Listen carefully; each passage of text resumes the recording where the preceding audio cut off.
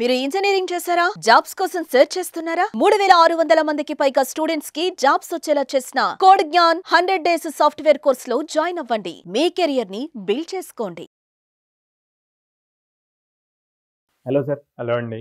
Sir, ప్రస్తుతానికి కనుక మనం చూస్తే కొంతమంది ఆల్రెడీ స్టూడెంట్స్ ప్రాజెక్ట్ రిపోర్ట్ త్రూను లేదంటే క్యాంపస్ ప్లేస్మెంట్స్ ఏదో ఒకటి వస్తాయి. అండ్ ఇప్పుడు 24-25 పాస్ అవుట్ ఎవరైతే ఉంటారో వాళ్ళకి ఈ విషయం చాలా బాగా తెలుస్తుంది ఫ్రెషర్స్కి. ఒకవేళ క్యాంపస్ ప్లేస్మెంట్స్లో ప్లేస్ అవ్వరు, వాళ్ళకి జాబ్ రాదనుకుందాం, వాళ్ళు తక్షణం చేయాల్సినటువంటి వర్క్ ఏంటి సార్ అసలు? లేదా ముందుగానే ఏం ప్రిపేర్ అవ్వాలి? వాళ్ళకు ఒక 3 months 6 months డ్యూరేషన్ పీరియడ్ ఒకటి ఇస్తారు కదా, గ్యాప్. ఈ గ్యాప్లో వాళ్ళు ఏం చేస్తే బాగుంటుంది? సో క్యాంపస్ ప్లేస్మెంట్స్లో జాబ్ తెచ్చుకోవాలి అంటే ముందు ప్రీ ప్లాన్డ్గా ఒక షెడ్యూల్ రాసుకొని ప్రోగ్రామింగ్ లాంగ్వేజెస్ని ప్రాపర్గా తరోగా బేసిక్స్ స్ట్రాంగ్గా ఉండాలండి.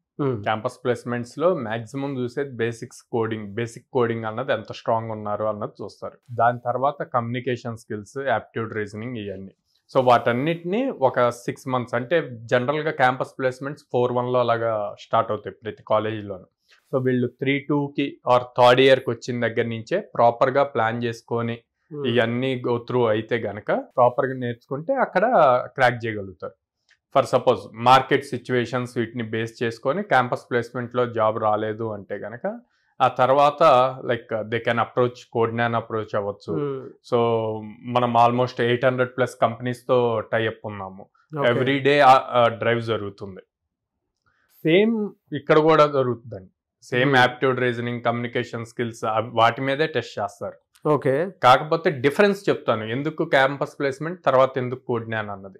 క్యాంపస్ ప్లేస్మెంట్లో ఒక కంపెనీ కాలేజ్కి వస్తే మాస్ హైరింగ్ జరగాలి. అంటే అబౌట్ 20-30 స్టూడెంట్స్ని హైర్ చేయాలి. వాళ్ళు 1 or 2 స్టూడెంట్స్ని హైర్ చేయరు except product based companies. So అదే కోడ్జ్ఞాన్కి వస్తే ఒక కంపెనీలో మనకున్న 800 కంపెనీస్లో ఈచ్ కంపెనీలో 2-3 ఓపెనింగ్స్ ఉన్నా మనం హ్యాపీగా మన స్టూడెంట్స్కి ఇస్తాము, వాళ్ళు ఈజీగా క్రాక్ చేసుకుంటారు అనమాట. సో ప్లస్ ఎవ్రీడే ఎగ్జామ్ జరుగుతుంది. సో దీనివల్ల తను క్యాంపస్ ప్లేస్మెంట్లో ఏం మిస్టేక్ చేశాడు ఇక్కడ అది కరెక్షన్ చేసుకోవటానికి ఉంటుంది అనమాట. డైరెక్ట్ మెంటర్తో మాట్లాడతాడు. కాలేజ్లో ఉన్నప్పుడు మల్టిపుల్ సబ్జెక్ట్స్ మీద ఫోకస్ చేయాలి.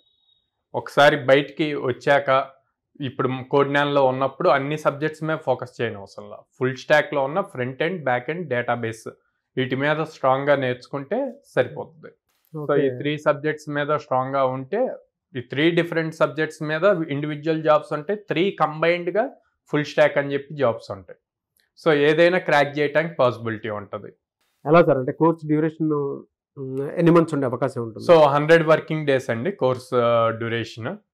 4.5 hours లైవ్ క్లాసెస్ ఉంటుంది everyday and 2 hours practice session ఉంటుంది. ఎవ్రీ వీకెండ్ వాళ్ళకి మాక్ ఇంటర్వ్యూ ఒకటి కండక్ట్ చేస్తారండి. సో దానివల్ల వాళ్ళ కమ్యూనికేషన్ స్కిల్స్ ఎలాగ ఉన్నాయి అండ్ దెన్ జరిగిపోయిన కాన్సెప్ట్స్ నుంచి వాళ్ళు ఎంత స్ట్రాంగ్గా సబ్జెక్ట్ నేర్చుకున్నారు అన్నది ఉంటుంది. ఈ రిపోర్ట్ ప్రతి మెంటర్కి వెళ్తుంది యాజ్ వెల్ యాజ్ పేరెంట్కి వెళ్తుంది. సో అలా పేరెంట్కి వెళ్ళి మెంటర్కి వెళ్ళినప్పుడు వాళ్ళు మళ్ళీ 1-to-1 కాన్సన్ట్రేట్ చేయడానికి మాకు పాసిబిలిటీ ఉంటుంది స్టూడెంట్ మీద, ఎక్కడ ల్యాగ్ అవుతున్నాడు, ఎక్కడ ఇంప్రూవ్ చేయొచ్చు అని చెప్పి. సో ఒకే టాపిక్లో ఎక్కువ మంది ల్యాగ్ అవుతుంటే వాళ్ళని సపరేట్ చేసి మళ్ళీ వాళ్ళ వరకు సపరేట్ క్లాసెస్ కండక్ట్ చేస్తాం. ఓకే. సో ఆ బేసిస్లో కోడ్జ్ఞాన్లో ఎక్కువ ప్లేస్మెంట్స్ జరుగుతూ ఉంటాయి. అందుకే నేను స్ట్రాంగ్గా క్యాంపస్ ప్లేస్మెంట్స్లో కనుక ప్లేస్ అవ్వకపోతే ఇంకో వేరే ఆప్షన్ ఏం ఆలోచించకుండా కోడ్జ్ఞాన్కి రావచ్చు అని చెప్తాను.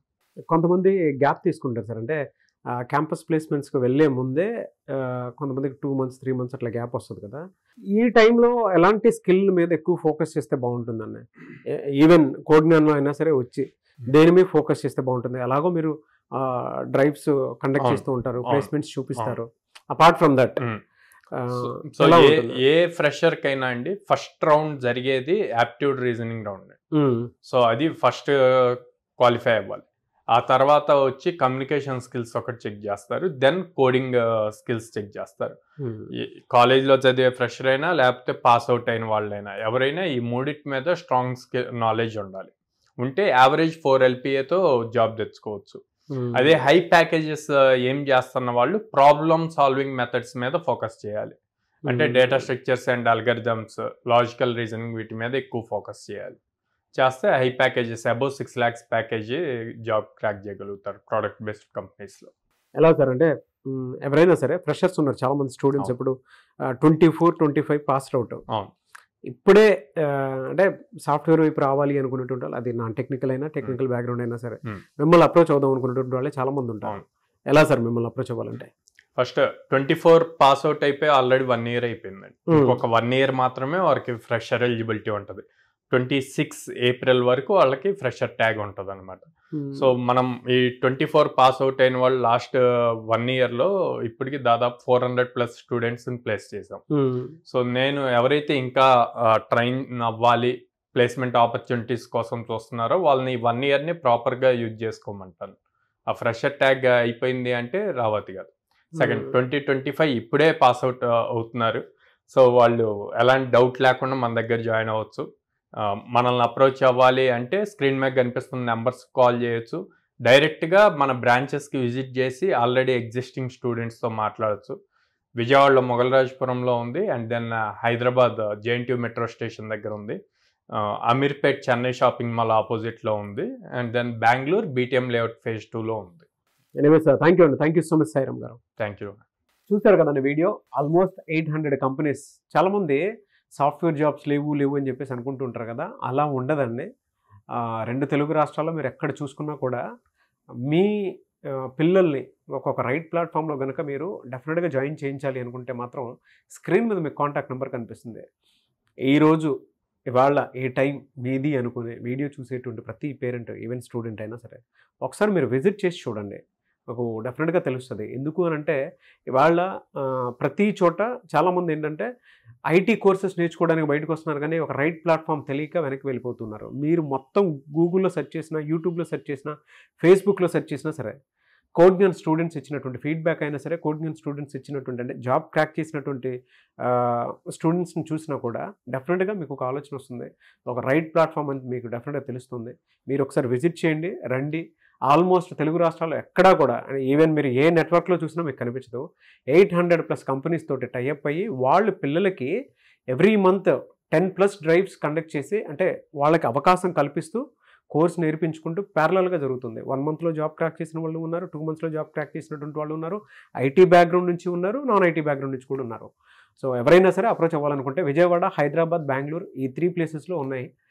వెంటనే స్క్రీన్ మీద మీకు కాంటాక్ట్ నెంబర్ కనిపిస్తుంది, దానికి మీరు కాల్ ఆర్ మెసేజ్ వాట్సాప్ చేసినా సరే డెఫినెట్గా మీరు అప్రోచ్ అవ్వచ్చు. ఈ వీడియో లైక్ చేయండి, షేర్ మాత్రం తప్పకుండా చేయండి. ఇలాంటి మరిన్ని వీడియోస్ కోసం మా ఛానల్ ఫాలో అవ్వండి. Thank you.